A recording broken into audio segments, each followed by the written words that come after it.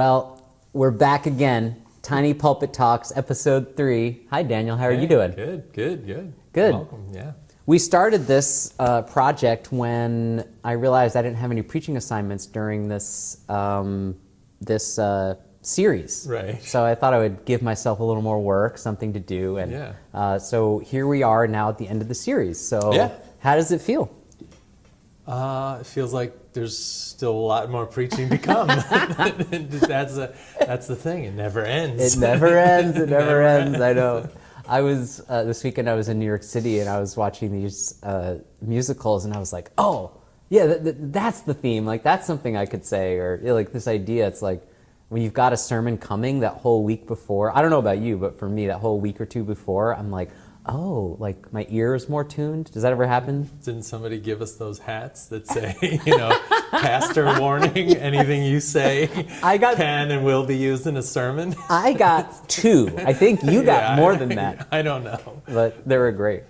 Yeah. But I wanted to say before we get into this Sunday, which I actually watched from my hotel room in New York City when I was away, which made me think about some of our folks who are watching from farther away. Yeah. And one of the other reasons I was thinking about that is that we have these beautiful comments from people on our first 2 episodes that I just wanted to, I don't know if you had a chance to see them. Where do the comments come in? They come in, they're right below the videos on YouTube. So if you're watching this and you have a comment or a question or something, feel free to just put it in there. And we're taking a look. We got 2 comments from Justin Howell, who is in Georgia and is a member from afar, and he's just so grateful for these and for finding this church.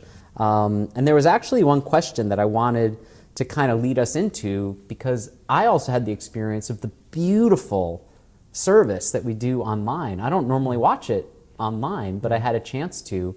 And I was also looking at this question from someone named Candy Baby Eagle, who said, I love UU worship theology, but I live 3 hours from the closest UU church, and watching online is good, informative, and inspirational, but it's difficult to form community that way. Any suggestions? We have an online small group that meets. We have coffee hours after church that meet, and so get involved. I mean, we literally have people in 30 states participating in our worship, and so I think there are other avenues. Yeah. And the other thing is that we're finding, or I've been finding, I don't know if you've seen this too, that there seem to be pockets kind of popping up in different parts of the country. And, reach out to us. If you're watching this and you want to find out if there's people around you, just send us an email. You can find us on our website, and we can connect you with folks to see if there's someone around to get more involved with, right? Yeah, sure. Yeah. So, so keep the comments coming. It's great to hear from you. And let's talk a little bit about Sunday. Let's talk about the Gaia Mass. Tell me about Gaia Mass. That sounds amazing. The Missa Gaia. Yeah. I mean, when I was a kid, we used to, like teenager maybe, my parents used to take us to St. John of the Divine. I think around Earth Day, I'm not actually sure, could have been solstice, could have been equinox, summer, to see Paul Winter in that big, beautiful space.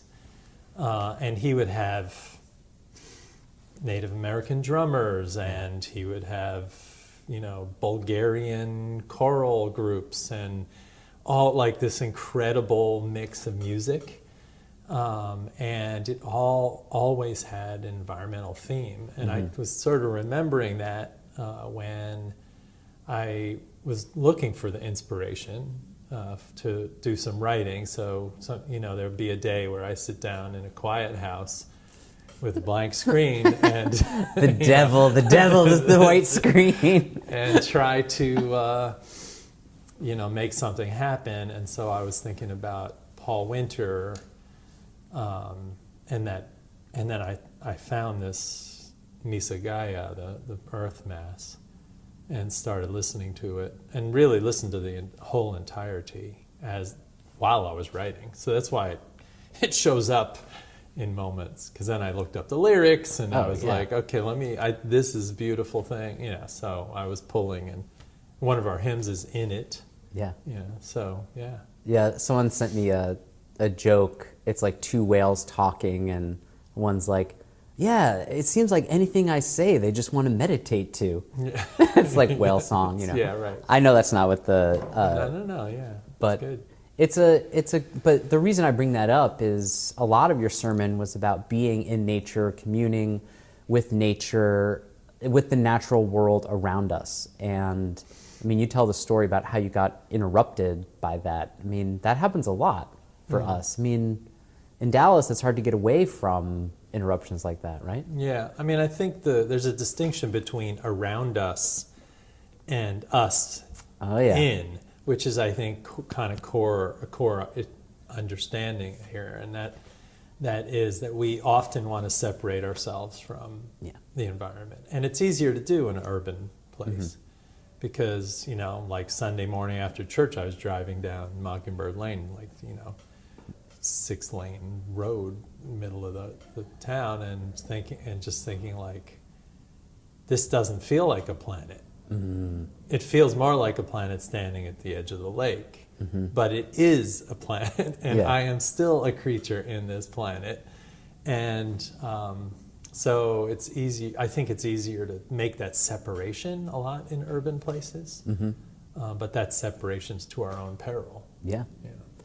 That is one of the, I mean, the interconnectedness is where the sermon went, is that, and then I've even heard ideas about, it's not even interconnected, we just are, like we are the same, we are earth, we're made of clay, like we need to be tended, we need to do those kinds of things like tending, farming, raising, and I know you've spent some time farming, and I don't know did you feel like more of a connection then when you're really with the land and looking at the fruits of your labor? And because a lot of us, I think, have this idea that, oh, I need to go back into nature in order to feel this. But then what you just said about, you know, being in an urban setting versus being in nature more, like, where's that happy medium? And did you feel different when you were really farming, when you were really there in the earth? I don't know about the farming part, but certainly you feel that when you get far out into, you know, down the trail, you know, or up the top of the mountain kind of thing.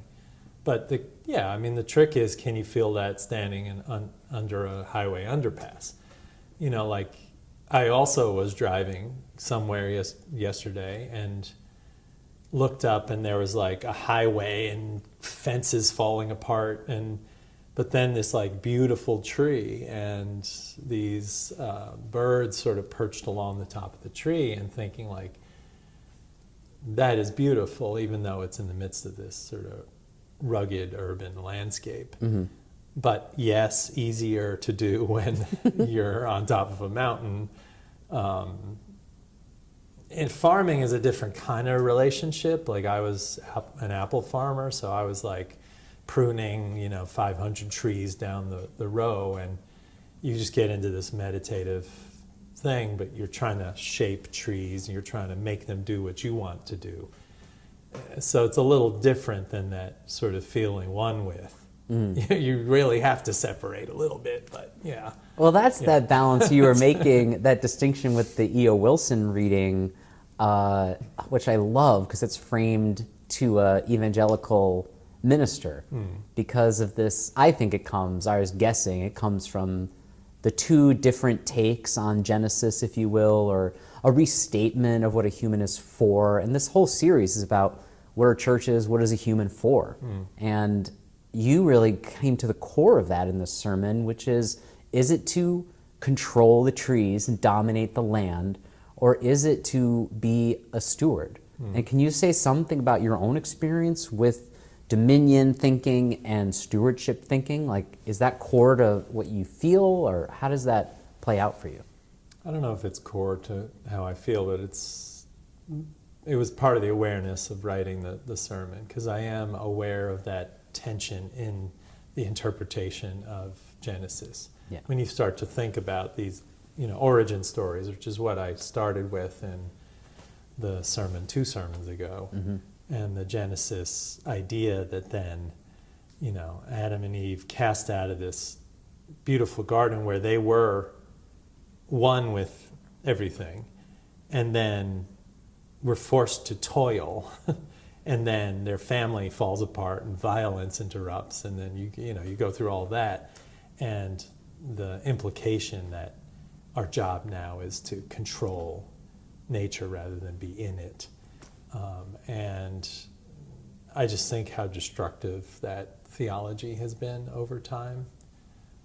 And you can be a farmer and you can be a steward. You can work for conservation, and be a steward. You can also do anything that people do in the world and try to be a steward rather than just an extractor, which is the term I used. And that, E.O. Wilson's trying to get everyone at that. But what I was trying to get people at that was with a sort of spiritual response. Yeah. Even very I knew I was talking to very committed, environmentally aware people. And people came out of worship and said to me, that what you said about like pay more attention or stop thinking and be is me. I'm like, actually, it's all of us. Yeah. Right? It's like the poem said, you missed how to define the gray sky or the blue sky. You ate your whole meal and didn't taste it. Like, that's all of us. But if we can tune that, that's the spiritual tuning that gets us a little closer to what's going on around us naturally. Do you think that is also part of the response we need to what is, to me, I mean, the earth is in trouble kind of feeling that comes up, and the problem seems so enormous that I can't get my head around it kind of question, and it's a little bit, I throw my hands up, and it's hard. I'm glad I wasn't the one preaching, because that's a hard sermon to talk about, to hold all of that. And is that this idea of noticing more and being in tune, do you think that's also an answer to that kind of anxiety that comes up for people?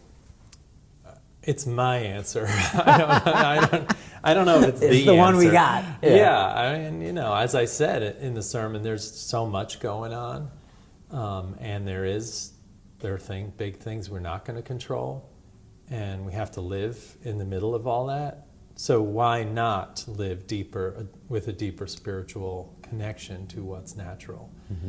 Because that's really the only motivator, right? If I don't care about you, if I don't appreciate you, I won't care for you. So just like in a whatever family, at church or whatever, you have to first be aware, be tuned to each other, and then what naturally comes from that is care.